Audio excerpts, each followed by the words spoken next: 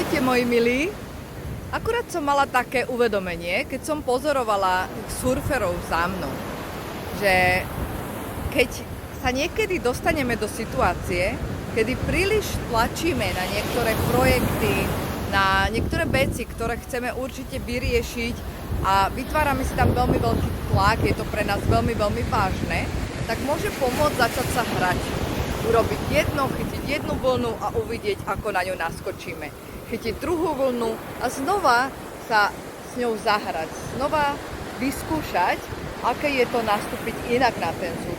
Títo surferi za mnou neustále vracajú naspäť a idú chytiť ďalšiu vlnu. Niektorú dokonca vynechajú, pretože ju nestihnú, alebo preto, že akurát nemajú silu a zbierajú silu.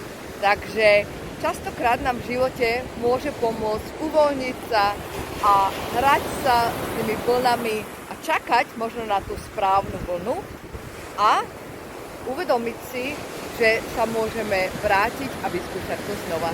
Pozdravujem vás.